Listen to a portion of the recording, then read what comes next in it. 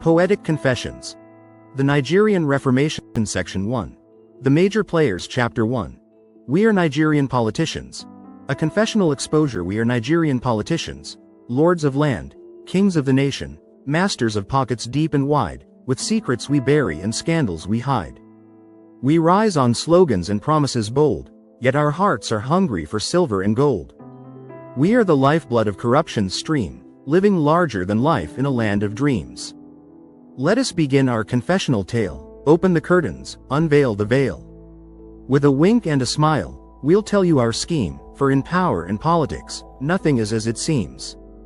We campaign, we dance, we lie first, we begin with the dance of the vote, promising heaven, in a coat of sugarcoat. We dance in markets, we dance in the streets, throwing fists in the air, avoiding deceit. Free education, we shout, with a fervor so grand, water for all. Jobs across the land, but deep down inside, as we give them a cheer, we know the truth. There's nothing sincere. For when the cameras are gone and the crowds drift away, we sit in our mansions, counting our pay. That road that we swore would be built in a week? The money's been siphoned, the workers too weak. The schools are in ruins, the hospitals bare, but our children are safe, in the West somewhere.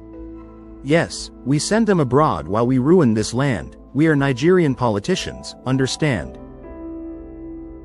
We steal, we hoard, we spend. Now let's talk about money, oh, glorious wealth.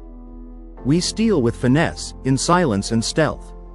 Millions, billions, trillions galore, offshore accounts, we're always wanting more. In suits finely tailored, we embezzle with ease, building empires of concrete, living like kings. The budgets are bloated, the audits unclear, we bribe and we barter to erase the fear. Contracts are given to cousins and friends, never the poor, our love never extends. We build phantom bridges that lead to nowhere, while the masses cry out, it's so unfair, but do we care? Oh no, not we, we'll keep feasting while they shout for mercy. You see, we've mastered the art of the dodge and the weave, we promise reform, and then we deceive. We give out brown envelopes to silence dissent, and to critics, we say, it's all heaven sent. We pretend we're reformers, but we're wolves in disguise, with fat bellies full and dead hearts full of lies. We divide, we rule, we conquer. Another trick we wield with grace, is the art of dividing along tribe and race. North against south, east against west, we stir the divisions to distract the rest. We talk about unity when the cameras are on, but behind the scenes, we sharpen the scorn. We pit one group against another with glee, as long as the power stays with folks like me. We use religion, we use ethnicity too, stoking the flames while the nation's blue. The youth are unemployed, the elders dismayed, but our cronies and clansmen are all well paid. From Kaduna to Lagos, from Sokoto to Benin, we fan ancient grudges while stuffing our bin. Oh, the Igbo this, the Yoruba that, beware of the Fulani, what a political spat. Yet when we meet in our secretive hall, we laugh and we joke, we're brothers, after all. For as long as the populace stays disunited, we'll keep winning elections, forever invited. We deflect, we distract, we entertain, and when things get hot, when the heat's on our backs, we bring out the dancers, we organize hacks. We throw a big party, or better, a fight, get Nollywood stars to distract with delight. We fund massive weddings with public loot, and sponsor shows that make sense less acute. Bread and circuses, that's how we play, as the country drifts slowly, we make our hay. Oh, we hire the influencers and buy out the press, we control the narrative, we build a fortress. Should anyone question, should anyone pry, we find a scapegoat, we tell them a lie. We inherited a mess. Our favorite line, we're cleaning it up, but these things take time. 4 years later, when nothing's been done, we promise again, and the cycle's begun. We rewrite history, we bury the past. Let's not forget how we toy with the past, rewriting history. Our lies forever will last. The heroes forgotten, the villains we praise, we flip the story in so many ways. One day we're saviors, the next day we're saints, and all who oppose us, we smear with complaints. We've perfected the art of burying truth, distorting the facts, exploiting our youth. Remember that scandal from just last year? No? Good. We've made it disappear. With enough money and influence in hand, we'll paint ourselves clean, we'll take command. And if ever the truth dares to surface again, we'll spin it around. Why face the pain? We are the oligarchs of greed now. Let us boast of our finest trade. We've become oligarchs with empires we've made. Oil and gas, telecoms and steel, we corner the markets, sign secret deals. The wealth of the nation is ours to possess, as the people struggle in pain and distress. We grow our portfolios, we fly private jets, while they grapple with power cuts and crippling debts. We've turned public service into private gain, feeding our egos with pomp and champagne. The streets may flood, the power may fail, but we sit in splendor behind high walls and rail. We throw big banquets, we don't blink an eye, as the cost of living rises sky high. A lesson for change. What needs to be, but now, perhaps, it's time to reflect. Even we can see the looming wreck. This country we plunder, this land that we fleece, is crumbling beneath us, its heartbeats decreased. We've sown destruction, but harvest is near, a time of reckoning may soon appear. For the people are tired, their patience worn thin, and they've begun to question the state we're in. From youth in the streets to scholars with voice, they're seeking a change, a different choice. No longer will they accept our lies, no longer will they close their eyes. They demand reform, they demand a new way, the era of impunity may see its last day. So what must change? What lessons to learn? We must turn from greed, we must return to leadership grounded in truth and service, to policies crafted with genuine purpose. We must build roads that last, and schools that thrive, create jobs for the young so the nation can survive.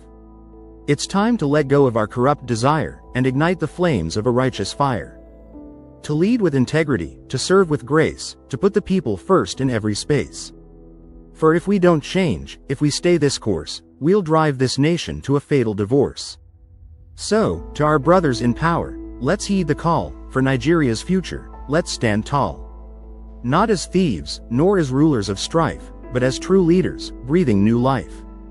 The time is now, the moment is here, let's save this nation, make it dear. Final confession. A plea for redemption. We are Nigerian politicians, yes, that's true, but deep down inside, we want renewal too. We've seen the damage, we've felt the pain, the endless cycles, the endless gain. So now we confess, in humor and grace, that it's time for us to change the pace. No more lies, no more deceit, let's walk with honor on noble feet.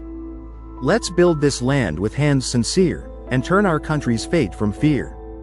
For if we rise, then all may rise, and watch Nigeria touch the skies. We are Nigerian politicians, it's time to be new, the future's waiting, the choice is with you. Chapter 2. The Civil Servants Lament. The Civil Servants Lament, a confessional poem in varied styles. Part 1. The Office Chronicles, free verse. I am a civil servant. I serve the people, or so they say, behind a desk, a pile of papers higher than my hopes, my chair, squeaking under the weight of delayed pay, my pen, as dry as the promises made by the ones in power. I push files from one end to the other, stamp, sign, shuffle, repeat. Morning turns to noon, turns to dusk, another day, another sigh, the lights flicker, the generator hums its gospel, a hymn to inefficiency, and we hum along in synchronized despair. Oh, how they sang of service to the nation, they sold me dreams of impact, but here I sit, a cog in this rusty machine, counting the days to payday, which always arrives fashionably late, like a politician at his own rally. Part 2. The Bureaucratic Hustle, Narrative Poetry. Once, a man came to my desk, with a look of confusion, a touch of distress. He needed a form, just one simple form, to approve his land, no fuss, no harm. I sent him to Office A, down the hall, submit the form, no trouble at all. From there, he went to Office B, where they told him, you need a fee. The man, frustrated, scratched his head, his eyes full of worry, his face full of dread. He came back to me, said, what's this, my friend? I shrugged and smiled, it's bureaucracy, my man. For that's the dance we all do here, a shuffle of papers that's far from clear. It's the way we survive, the way we live, in this world where the system takes more than it gives. But we, the civil servants, laugh at it all, for we too are caught in this endless sprawl. Between forms and files, stamps and seals, we've learned to roll with the bureaucratic wheels. Part 3. The Satirical Confession, Satirical Poetry. Oh yes, I'm a civil servant, and let me tell you, it's quite the life. I work so hard for my people's needs, but first, I must secure my bribe. You see, we're underpaid, and don't you know, it's only fair I run my sideshow.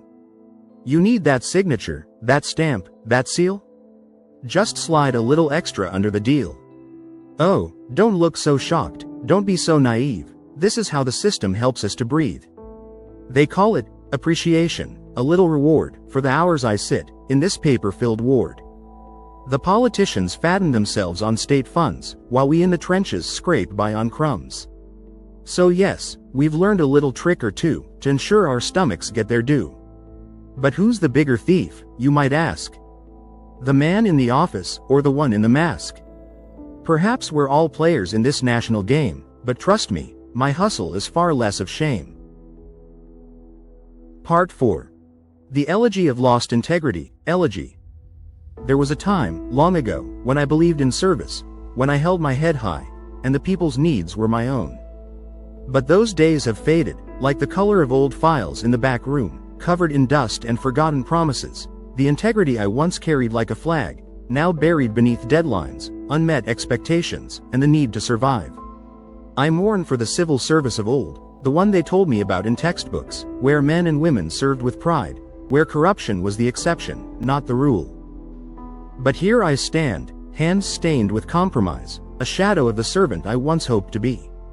Oh, Nigeria, I weep for the ideals lost, for the promises made, then abandoned like old dreams. Then abandoned like old dreams. Part 5. Ode to the Side Hustle. Ode. Hail to the side hustle. My faithful friend in times of need, when salaries delay, and the rent is due, you are the true hero, the silent steed. Behold the secret businesses we run, in the corners of our offices, under the sun. From buying and selling, to online trade, or running errands, the civil servants aid. You keep us alive when the system fails, through thick and thin, through storms and gales. For the paycheck may come, or it may not, but the side hustle, oh, is always hot.